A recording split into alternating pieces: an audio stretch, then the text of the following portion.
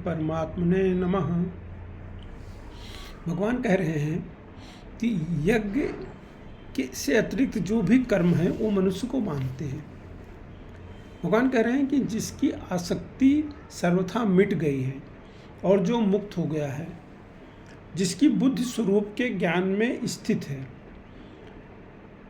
ऐसे केवल जिसकी बुद्धि स्वरूप के ज्ञान में स्थित है, यज्ञ के लिए कर्म करने वाले मनुष्य संपूर्ण कर्म नष्ट हो जाते हैं।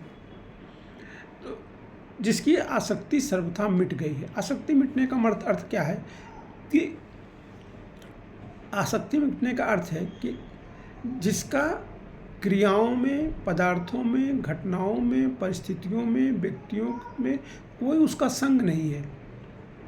उसका कोई संग इन सब वस्तुओं में, मतलब सांसारिक वस्तुओं में जिसका कोई संग नहीं है, उसकी आसक्ति जो है वो मिट गई है। क्योंकि इनके साथ जो संग है वो जन्म मरण देने वाला है, और जिन्होंने इनसे संग कर लिया है वो सब, उनकी आसक्ति उसमें मिट गई है। जो स्वार्थ भाव को छोड़कर केवल लोगों के हितों के लिए लोक संघार्थ कर्म करते रहने से जो है कर्मयोगी क्रियाओं, पदार्थों आदि से उसका संग छूट जाता है। तो वो कह रहे हैं, भगवान कह रहे हैं कि मतलब जिनकी आसक्ति मिट गई है और जिनकी बुद्धि जो है स्वरूप के ज्ञान में स्थिति हो गई है, जिनकी बुद्धि जो है इस बात में स्थित हो गई, इस ज्ञान में कि मैं शरीरी हूँ और स्वरूपतः जो है सच्चिदानंद स्वरूप है हमारा। तो हमारा किसी से, जो संसार में जो कुछ भी दिख रहा है उससे हमारा कोई संबंध नहीं है। कहते हैं कि ऐसे यज्ञ के लिए मतलब जो केवल दूसरों के लोकार्थ, मतलब लोकहितार्थ जो काम करता रहता है, उसके संपूर्ण कर्म जो है मिट जाते हैं। इसमें स्वामी रामसूत्र दास जी बताते हैं कि कर्ता, करण और कर्म, इन तीनों के मिलने से कर्मों का संचय होता है। यदि कर्तापन न रहे तो कर्मों का संग्रह नहीं होता। अगर कर्तापन नहीं है, मतलब काम तो कर रहा है आदमी, लेकिन उसका अपना कर्तापन नहीं है, तो कर्मों का संग्रह नहीं होगा। क्योंकि करण और कर्म दोनों कर्ता के अधीन है। जो कर्म है और जो करण है जिससे काम किया जा रहा है, वो जो काम के अंदर, वो कर्ता के अधीन है। और अगर कर्तापन खत्म हो जाए तो वो जो है उससे कर्म का संग्रह नहीं होगा। कह रहे हैं कि विचार पूर्वक देखा जाए तो कुछ ना कुछ पाने की इच्छा से ही इच्छा उत्पन्न होती है, करने की इच्छा उत्पन्न होती है कि कुछ पाना है इसलिए कुछ किया जाए, जिससे कर्तापन उत्पन्न होता है। तभी तो कर्तापन आएगा कि मुझे कुछ करना है, कुछ पाना है, इसलिए कुछ काम किया जाए। कर्तापन से बंधन हो जाता है। जब मनुष्य पाने की इच्छा से अपने लिए कर्म करता है तब उसका कर्तापन दृढ़ हो जाता है। वो अगर बंधन से अपने लिए कर्म करेगा, कर्तापन दृढ़ हो जाएगा और दृढ़ हो जाएगा। और अगर मान लीजिए उसमें पता चला कि दूसरे को नुकसान पहुंचाने के लिए कर्म करना शुरू किया, तो फिर तो नासी हो गया, समझ लीजिए। जब कर्मयोगी पाने की इच्छा का त्याग कर केवल यज्ञ के लिए, अर्थात दूसरों के हित के लिए कर्म करता है, तब उसका कर्तापन दूसरों के लिए होता है। उसमें उसको कुछ पाना नहीं है, तो उससे क्या है, उसको असंगता का अनुभव होता है। मतलब वो जो कारण है और जो कर्म हो रहा है उससे असंग है, क्योंकि दूसरे के हित के लिए कर्म कर रहा है।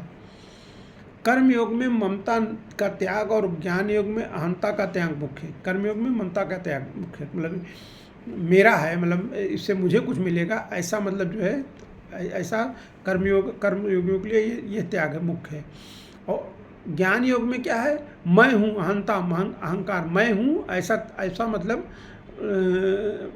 इसका त्याग करना मुख्य है। मैं नहीं हूँ, स्वरूप है। स्वरूप क्या है, सत, चित और आनंद, ये स्वरूप है। मैं वो नहीं हूँ, वो मेरा स्वरूप है। इसलिए कर्मयोग में पहले ममता मिटती है, फिर अहंता स्वतः मिट जाती है। और अगर ज्ञान होगा तो उसमें अहंता ही मिटती है, फिर ममता स्वतः मिट जाती है। अगर ये ज्ञान है कि मैं स्वरूप में स्थित हूँ, मेरा जो स्वरूप है उस शरीर नहीं है, तो इस शरीर से प्राप्त जो भी वस्तुएं हैं उनसे मेरा कोई लेना देना नहीं है। कर्मयोगी अपने लिए कर्म करता ही नहीं और कुछ चाहता भी नहीं, अतः वो कर्मों के फलों का भोगता भी नहीं है। परंतु एक व्यक्ति को यहाँ कई दंड भोगने होते हैं।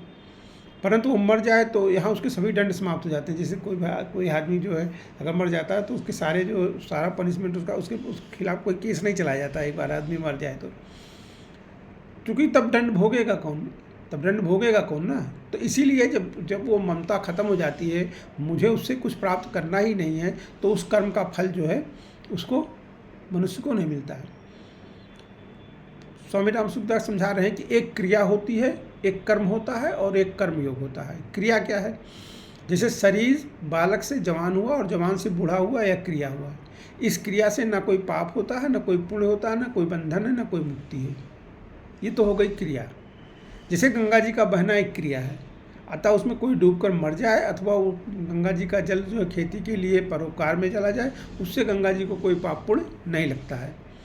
लेकिन जब मनुष्य क्रिया से संबंध जोड़कर कर्ता बन जाता है, अर्थात अपने लिए क्रिया करता है, तब वो क्रिया फलजनक कर्म बन जाती है। तब वो क्रिया जो है फलजनक कर्म बन जाती है और कर्म से बंधन हो जाता है। कर्म बंधन से छूटने के लिए जब मनुष्य अपने लिए कुछ नहीं करता परंतु निस्वार्थ भाव से केवल दूसरों के हित के लिए कर्म करता है, तब वो कर्मयोग हो जाता है और कर्मयोग से बंधन मिट जाता है। तो क्रिया, कर्म और कर्मयोग, इसमें दोनों में मुख्य बात है कि लोक हितार्थात दूसरों के हित के लिए क्रिया कर्म करना। अब भगवान कह रहे हैं कि भिन्न भिन्न साधनों का भगवान जो है यज्ञ के रूप में वर्णन कर रहे हैं। तो जैसे भगवान ने कहा कि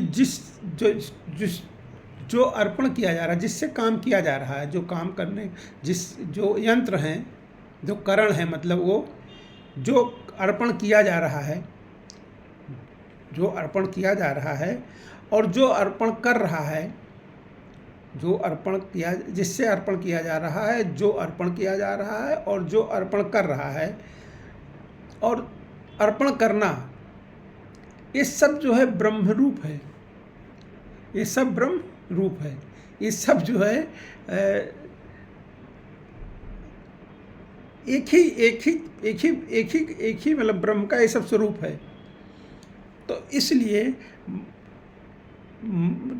इस मतलब ब्रह्म की इस तरह जो ये इस तरह का जो मतलब वो है ज्ञान है, इस तरह का जो है, उससे जो है कर्म समाधि होती है।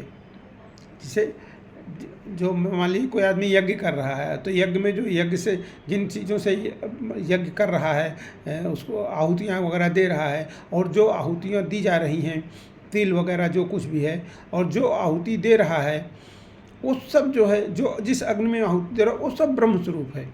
उसमें कहीं जीवात्मा का कहीं इन्वॉल्वमेंट उसका नहीं है। तो वो कह रहे हैं कि उसके द्वारा जो फल प्राप्त होगा वो भी ब्रह्म ही होगा। तो इस तरह से वो समझा रहे हैं कि जो भी क्रिया हो रही है, जो भी कर्म हो रहा है, और जो कर्म फल उत्पन्न हो रहा, वो सब ब्रह्म स्वरूप है। जिसे वो कहते हैं कि लोटा भी ब्रह्म, थरिया भी ब्रह्म, ये भी ब्रह्म, वो भी ब्रह्म, सब ब्रह्म ही, सर्वम खलविदम ब्रह्म, सब चारों तरफ हमारे ब्रह्म ही विद्यमान है। तो जो कुछ भी हो रहा ब्रह्म ही है। तो उसमें कुछ प्राप्त होना हमको नहीं है। वो कह रहे हैं कि अन्य योगी लोग जो है वो यज्ञ ही का ही अनुष्ठान करते हैं, और दूसरे योगी लोग ब्रह्म रूप अग्नि में विचार रूप यज्ञ के द्वारा ही यज्ञ का हवन करते हैं। मतलब सर्वत्र, एक तो भगवान ने कह दिया कि भाई सर्वत्र ब्रह्म दर्शन रूप यज्ञ करने वाले साधक का वर्णन किया गया है। मतलब ऐसा साधक जो हर जगह जो है जो हर चीज़ में ब्रह्म को ही देख रहा है। मतलब क्रिया भी ब्रह्म है, करण भी ब्रह्म है, और कर्म भी ब्रह्म है। यहाँ भगवान कह रहे हैं कि संपूर्ण क्रियाओं और पदार्थों को अपना और अपने लिए ना मानकर केवल भगवान का और भगवान के लिए मानना, ये दैव यज्ञ है। एक तो हो गया, एक तो भगवान ने बताया कि सारा कुछ ब्रह्म रूप देखते हुए जो है वो यज्ञ करना। दूसरा है कि अपने लिए नहीं, सब कुछ भगवान का है, तो भगवान के लिए जो है यज्ञ करना, भगवान का सब कुछ मानकर भगवान के लिए ही यज्ञ काम करना, वो दैव यज्ञ है। वो भगवत ब्रह्म रूपण मतलब भगवत अर्पण रूप यज्ञ है। भगवान देवों के भी देव हैं, इसलिए सब कुछ उनके अर्पण कर देने को यहाँ मतलब इसको दैव यज्ञ कहा गया है। किसी भी क्रिया और पदार्थ में किंचित मात्र भी आसक्ति, ममता और कामना न रखकर उन्हें सर्वथा भगवान का मानना ही दैवयज्ञ का भलीभांति अनुष्ठान करता है।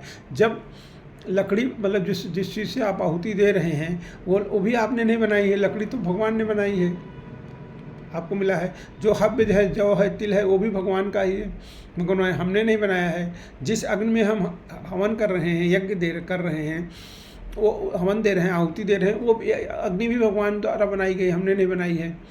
तो हम जो मतलब उसमें सब कुछ ब्रह्म भगवान के द्वारा निर्मित है, भगवान का ही है और भगवान के लिए ही हमें कर रहे हैं। ऐसा जो मान के यज्ञ करता है, कर्म करता है, वो सब जो है यज्ञ करने से मतलब यहाँ समझिए कि कर्म करने से ही यज्ञ करना है। तो ऐसा कहते हैं जैसा भी जो कर्म करता है वो सब जो है दैव यज्ञ है। इसमें फिर आगे भगवान कह रहे हैं कि इसमें जो है संयम रूप अग्नि में इंद्रियों की आहुति देने को यज्ञ कहा गया है। कि भाई भगवान कह रहे हैं कि अन्य योगी लोग श्रोतादि समस्त इंद्रियों का संयम रूप अग्नियों में हवन किया करते हैं और दूसरे लोग जो है शब्दादि विषयों का अग्नि रूप अग्नियों में हवन करते हैं।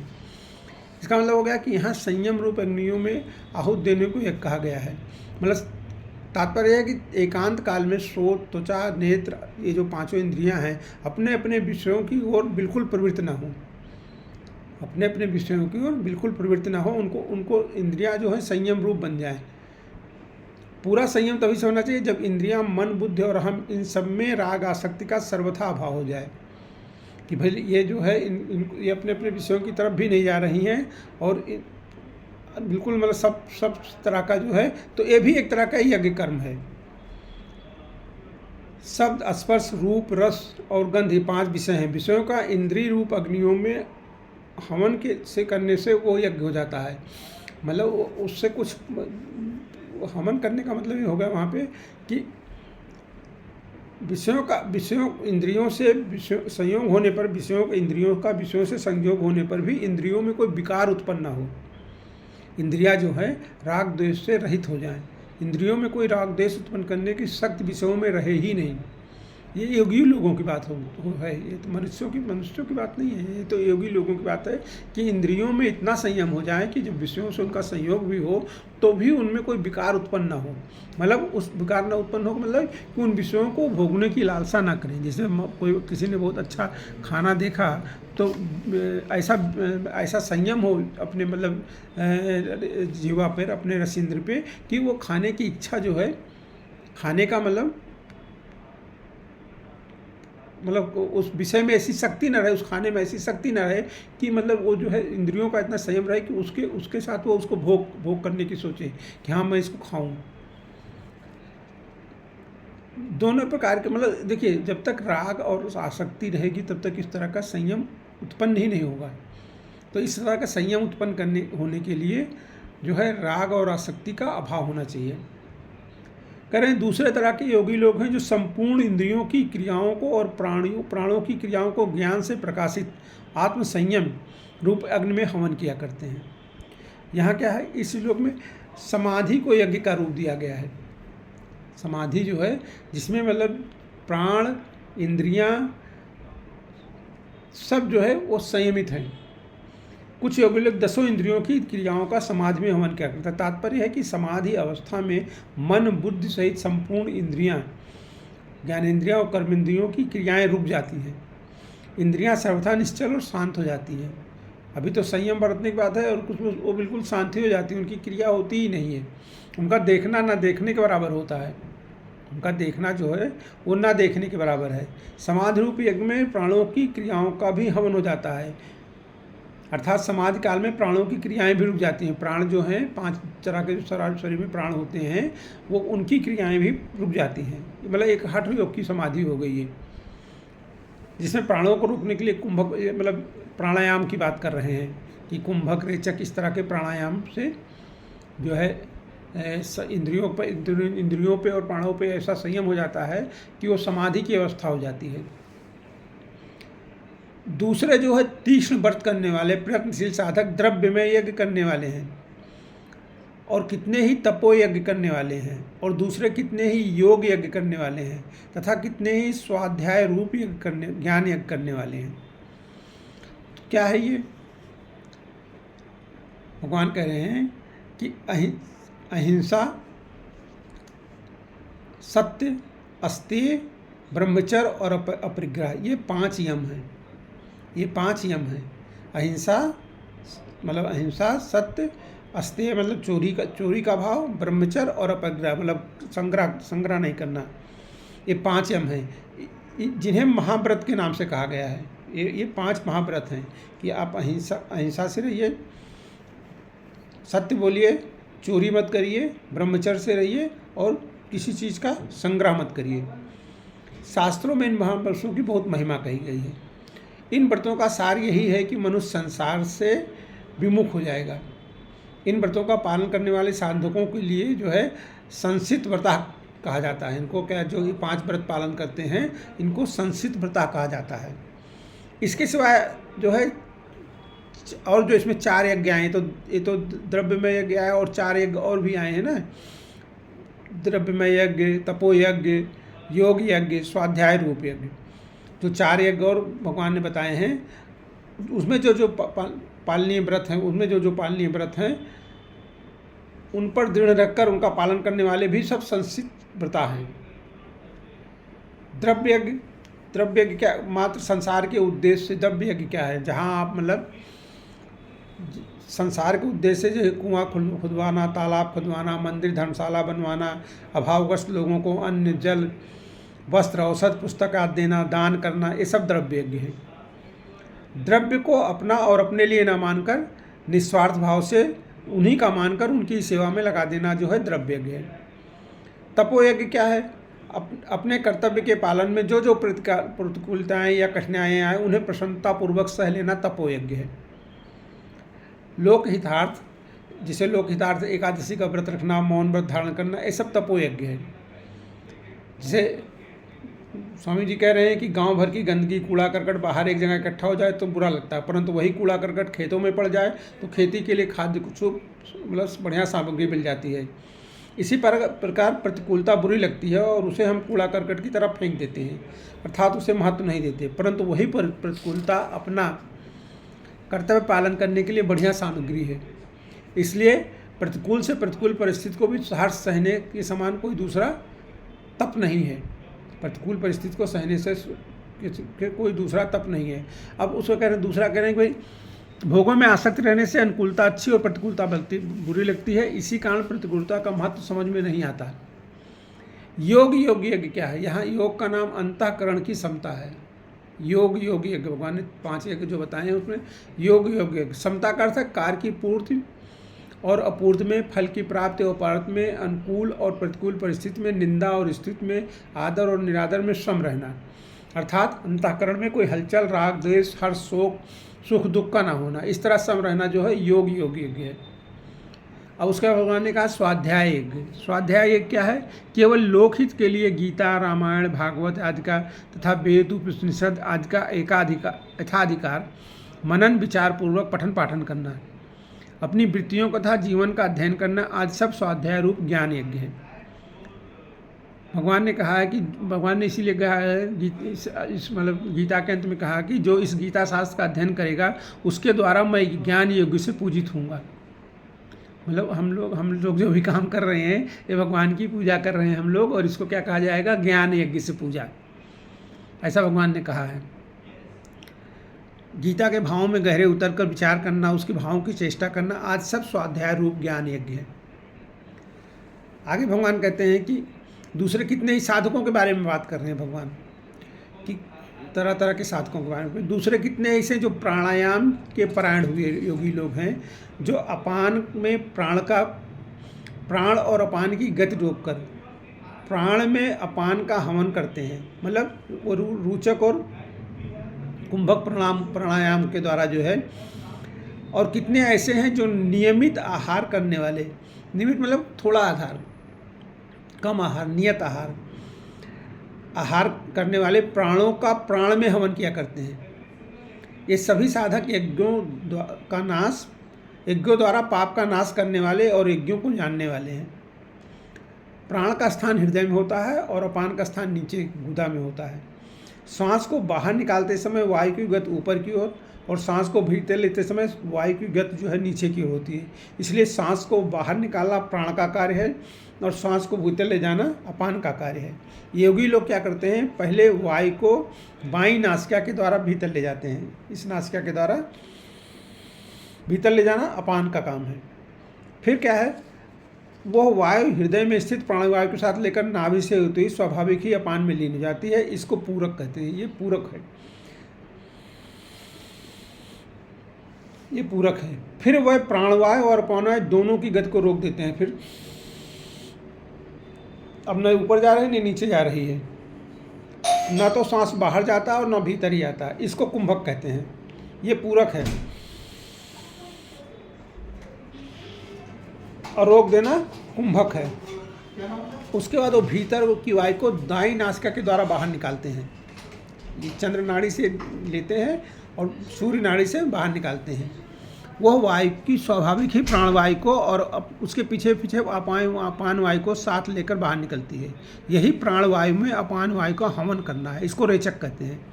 पूरक, कुंभक और रेचक, ये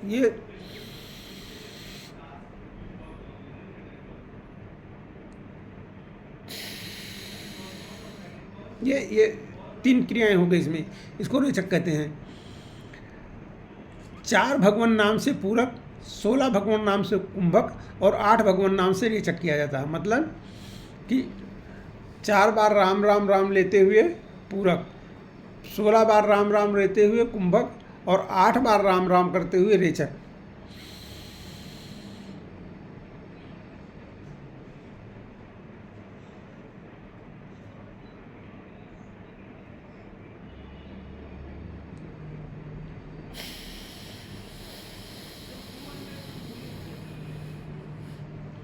प्रैक्टिस है, तो प्रैक्टिस करने से लोगों को होता है। हम लोगों को इतना नहीं होगा, लेकिन ये अपने समझ गए कि ये जो प्राणायाम में पूरक, कुंभक और रेचक की बात की जाती है।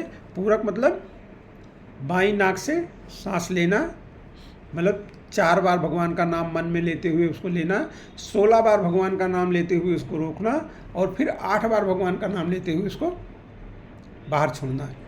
तो इस प्रकार जो क्रिया करते हैं, इस प्रकार योगी लोग पहले चंद्र नाड़ी से पूरक, फिर कुंभक और फिर सूर्य नाड़ी से रेचक करते हैं। उसके बाद फिर उल्टा करते हैं। सूर्य नाड़ी से पूरक, फिर कुंभक और फिर चंद्र नाड़ी से रेचक करते हैं। इस तरह बार बार पूरक, कुंभक, रेचक करना प्राणायाम रूप यज्ञ है। ये प्राणायाम रूप यज्ञ है। परमात्मा की प्राप्ति के उद्देश्य से निष्काम भाव से प्राणायाम के प्राण होने से सभी पाप नष्ट हो जाते हैं। बहुत बढ़िया बात है। ऐसे प्राणायाम करने से भगवान के परमात्मा प्राप्ति के उद्देश्य से निष्काम भाव से नियमित आहार विहार करने वाले साधक ही प्राणों में हवन कर सकते हैं। मतलब जब बहुत ज़्यादा आहार करेगा तो फिर वो नहीं कर पाएगा। बहुत अधिक भोजन करना या बिल्कुल भोजन न करना, वो प्राणायाम नहीं कर सकता। प्राणों का प्राणों में हवन करने का तात्पर्य है कि प्राण का प्राण में, अपान का अपान में हवन करता। प्राण और अपान को अपने अपने स्थान पर रोक देना। प्राण को हृदय में रोक देना, अपान को नीचे रोक देना। न श्वास बाहर निकालना, न भीतर लेना। इसे स्तंभृत प्राणायाम कहा जाता है। स्तंभृत प्राणायाम कहा जाता है। इस प्राणायाम से स्वाभाविक ही वृत्तियाँ शांत हो जाती हैं और पापों का नाश हो जाता है। इसलिए परमात्मा प्राप्ति का उद्देश्य रखकर प्राणायाम करने से अंतःकरण निर्मल हो जाता है और परमात्मा की प्राप्ति हो जाती है।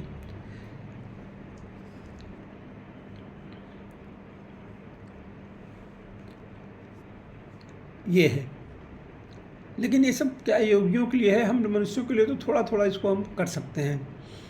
यज्ञ करें, यज्ञ करते समय अग्नि में आहुति दी जाती है। आहुति दी जाने वस्तुओं के रूप पहले अलग होते हैं, परंतु अग्नि में आहुति देने के बाद उनके रूप अलग अलग नहीं रहते। सभी वस्तुएं राख हो जाती हैं, सब अग्नि रूप हो जाती हैं। इसी प्रकार परमात्मा प्राप्ति के लिए जिन साधनों का यज्ञ रूप से वर्णन किया गया है, उनमें आहुति देने का तात्पर्य यही है कि आहुति दी जाने वाली वस्तु का अलग सत्ता रहे ही नहीं, सब स्वाहा हो जाए। जब तक उनकी अलग सत्ता बनी हुई है तब तक वास्तव में उनकी वो आहुति दी ही नहीं जा रही है, अर्थात यज्ञ का अनुष्ठान ही नहीं हुआ है। मूल बात यह है कि कर्म करते हुए कर्मों से बंधना नहीं है। और जैसे अग्नि में डालने पर सब वस्तुएं सहा जाती हैं, वैसे ही केवल एक लोकहित के लिए कर्म करने से सारे कर्म जो है वो स्वाहा हो जाते हैं। फिर अपने आगे इसकी चर्चा करेंगे। थोड़ा ये कठिन अध्याय है, इसको थोड़ा चर्चा करते हैं, फिर कल इसकी अपने और आगे चर्चा करेंगे।